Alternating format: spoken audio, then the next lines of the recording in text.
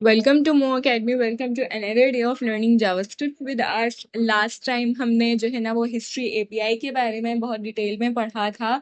और उससे रिलेटेड आपको कोई कंफ्यूजन ना हो तो उसके लिए आप एक और बार ये चीज़ याद रखना कि देखो, जो मैं आपको ब्राउज़र के कंसोल पे करके दिखा रही थी तो मैंने आपको लेक्चर 1 में ही बताया था कि हमारे पास जावास्क्रिप्ट बहुत एक फ्लेक्सिबल लैंग्वेज है। आप इसको जो है ना वो आप चाहो तो आप अपने एडिटर पे तो लिख ही रहे हो, आप चाहो तो आप अपने ब्राउजर के कंसोल पे भी लिख सकते हो। तो ये बेनिफिट होता है जावास्क्रिप्ट का। तो इसी तरह मैंने आपको लास्ट टाइम ब्राउजर के कंसोल पे वर्किंग करके दिखाई। उसकी रीज़न ये होती है कि भाई लाइव सर्वर जो हमारे पास होता है ना, ये मेरे पास स्टैटिक होता है, स्टैटिक फाइल एक्सप्लोरर होता है। मतलब ये कि आपके पास, अब मैं जब पुश स्टेट करी थी, अगर मैं हिस्ट्री डॉट बैक आपको मैंने शायद करके नहीं दिखाया था लाइव सर्वर के अंदर अंदर रह के, अगर मैं वीएस कोड पे वो लिखती तो वो मुझे पीछे लेकर नहीं जाता, क्योंकि एक्चुअली में तो वो कोई हिस्ट्री तो एग्जिस्ट नहीं कर रही थी ना। हम तो एक अपने पास से हिस्ट्री एंट्री मतलब हिस्ट्री को एंटर कर रहे थे। तो इसीलिए वो रीज़न है कि वो आपको पीछे लेकर नहीं जाता। तो ये थोड़ा सा मेरे पास डिफरेंस आ जाता है, इसलिए मैंने आपको लास्ट टाइम ब्राउज़र के कंसोल पर वर्किंग करके दिखाई थी। आई होप आपको समझ में आई हो।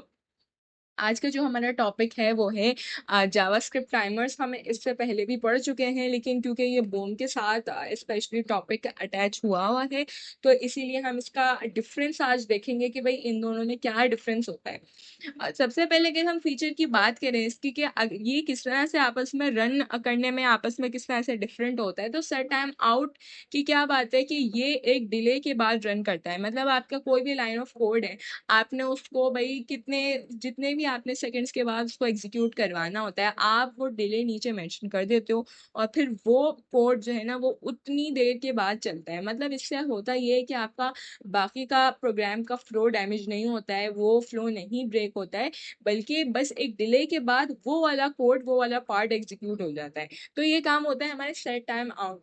जबकि अगर हम बात करें सेट इंटरवल की, तो सेट इंटरवल में क्या होता है कि ये आप इस के कोड में जो भी लाइंस लिखोगे वो एक इंटरवल के बाद, आप इधर जो इंटरवल मेंशन करोगे उसके बाद वो खुद को बार बार रिपीट करेगा, वो उन लाइंस ऑफ कोड को बार बार रिपीट करेगा, अनलेस कि आप उसको रोक ना दो खुद से। ठीक है। अब यहाँ पर अगले पॉइंट में बात वही लिखी हुई कि क्या ये खुद से रुक जाता है, स्टॉप्स ऑटोमेटिकली, तो सेट टाइम आउट तो खुद से रुक जाता है क्योंकि ये तो चलता ही है एक बार है। मतलब आप नीचे जो भी डिले मेंशन करोगे उसके बाद ये एक बार रन होगा और एंड दैट्स इट, उसके बाद इसका कोई भी काम नहीं है। लेकिन सेट इंटरवल का, क्योंकि मैंने आपको क्या बताया, क्योंकि ये एक इंटरवल के बाद, मतलब आप जो भी इंटरवल मेंशन करते हो उसके बाद ये खुद को बार बार रिपीट करता रहता है, तो इसको आपको खुद से रोकना पड़ता है। इसको रोकने के लिए मैंने आपको बताया था कि कुछ मेरे पास मेथड होते हैं, दोनों ही आपको एक आईडी रिटर्न कर रहे होते हैं, सेट टाइम आउट का भी फंक्शन और सेट इंटरवल का भी। आपको जब आईडी जो है ना, अगर आपने सेट इंटरवल को रोकना है तो आप क्लियर इंटरवल में वो आईडी दे देते हो, तो वो आपके पास सेट इंटरवल का फंक्शन रोक देता है। इसी तरह सेट टाइम आउट में वैसे हमें ज़रूरत नहीं होती है, लेकिन ये भी हमें एक आईडी रिटर्न कर रहा होता है। क्लियर टाइम आउट का मेरे पास एक फंक्शन मौजूद होता है, वो आप नीचे लिखते हो और उसके अंदर वो आईडी लिख देते हो, तो वो सेट टाइम आउट का भी फंक्शन रोक देता है। ठीक है। अब इसका यूज किधर है? इसका यूज है कि आपने कोई भी टास्क करवाना है, मतलब या तो कोई भी लेट से कोई मैसेज है जो आप कुछ टाइम बाद आपने डिस्प्ले करवाना है, कोई भी आपने टास्क एक डिले के बाद करवाना है, वहां पर आप यूज करते हो सेट टाइम आउट के फंक्शन का। जबकि सेट इंटरवल में क्या होता है, आपने कोई टास्क रिपीटेडली परफॉर्म करवाना है। मतलब ये कि कोई मेरे पास टास्क मौजूद है, लेट से कोई मैसेज ऐसा है जो मुझे रिपीटेडली प्रिंट करवाना है, वहां पर मैं क्या यूज करूंगी, सेट इंटरवल का यूज करूंगी। इसकी एग्जांपल आप टाइमर्स में ले सकते हो। हमने भी एक टाइमर के एग्जांपल से इसको देखा था। कोई क्लॉक है तो वहां पर आप किस चीज का यूज करते हो, आप यहाँ पे यूज करते हो सेट इंटरवल का। आज का हमारा यही छोटा सा टॉपिक था। आज के टॉपिक हमारा मेनली वो प्रैक्टिस सेट है जो हमें सॉल्व करना है, पूरा बॉम्ब से रिलेटेड टॉपिक से रिलेटेड जो प्रैक्टिस सेट है हम वो सॉल्व करेंगे, फिर इस वीडियो को एंड करेंगे। तो ये रहा वो प्रैक्टिस सेट जो आज हमें सॉल्व करना है। एक एक करके देख लेते हैं। अभी क्वेश्चन नंबर 1 हमारे पास क्या कहता है कि which of the following methods is use to show a popup message with only an okay button. सिर्फ कौन से पॉपअप ऐसा मैसेज है मेरे पास, कौन सा डायलॉग बॉक्स है जिसके अंदर सिर्फ ओके का बटन आता है? तो आप याद करो, प्रॉम्प्ट में तो मेरे पास एक इनपुट फील्ड आती है जिसमें आप जो है ना वो देते हो, फिर आपके पास ओके का और कैंसिल का बटन आ रहा होता है। कन्फर्म में भी मेरे पास जो है ना वो ओके का बटन आ रहा होता है और कैंसिल का बटन आ रहा होता है।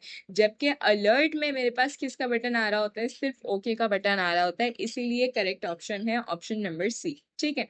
फिर हम नीचे आएंगे which property of the navigator object tells you about the browsers name और टाइप। अच्छा, यहाँ पर जो है ना नेविगेटर डॉट ऐप नेम इसका ठीक ऑप्शन है, ये मैंने आपको करके नहीं दिखाया था, ये प्रॉपर्टी यूज करके नहीं दिखाई थी। आप इसको खुद से चेक करोगे तो यही आपको ब्राउजर का नेम और टाइप बता रहा होता है। आपको और इन्फॉर्मेशन चाहिए होती है तो आप यूज करते हो नेविगेटर डॉट यूजर एजेंट का, ठीक है। फिर हमारे पास मेरे पास प्रैक्टिस सेट में एक कोडिंग क्वेश्चन है जिसमें है कि right JavaScript code that ask the users name using a prompt. एक एक करके इसको करना स्टार्ट करते हैं कि भाई सबसे पहले आपने क्या करना है, आपने एक प्रॉम्प्ट बनाना है जिसमें वो, मैं यहाँ पर एक वेरिएबल बना लेती हूँ नेम का, जिसमें मैं यूजर से उसका नाम पूछ लूंगी कि भाई टेल मी योर नेम, ठीक है। फिर नीचे आएंगे, मैं इसमें कॉलन लगा देती हूँ और यहाँ पर हम आएंगे। ये मुझसे फिर नेक्स्ट क्या कहता है, ये कहता है कि शोज अ वेलकम मैसेज यूजिंग अलर्ट। तो आपने एक वेलकम मैसेज मुझे शो करना है, मैं यहाँ पर अलर्ट लिखूंगी वेलकम टू द पेज, ठीक है। यहाँ पर आकर अगर आपने नाम साथ में प्रिंट करवाना है, सॉरी यहाँ पर मैंने लिख दिया ये, मैं यहाँ पर कर सकती हूँ कि भाई मैंने लगाया एक्सक्लेमेशन मार्क और उसके बाद एक मिनट, उसके बाद मैं यहाँ पर लगा सकती हूँ, मैंने कॉन्केटिनेशन ऑपरेटर लगाया और नेम लगाया, ठीक है। उसके बाद मैं नीचे आऊंगी, मेरे पास नेक्स्ट वो क्या कहता है करने को, कहता है updates the page URL to welcome using history API.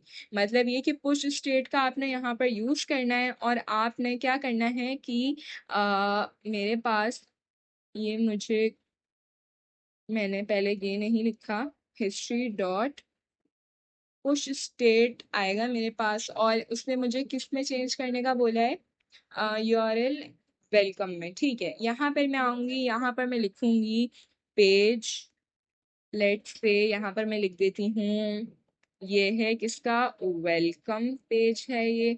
और यहाँ पर मैं आऊंगी, यहाँ पर लिख देती हूँ वेलकम और यहाँ पर भी मैं लिख देती हूँ वेलकम, ठीक है। ये इतना काम हमने करना है। उसके बाद ये हमने क्या कहता है, print hello again to the console every 2 second using set interval, ठीक है। यहाँ पर मैं आऊंगी, यहाँ पर मैं आके एक सेट इंटरवल का फंक्शन बनाऊंगी और यहाँ पर देखो ये मैं डायरेक्टली भी बना सकती हूँ।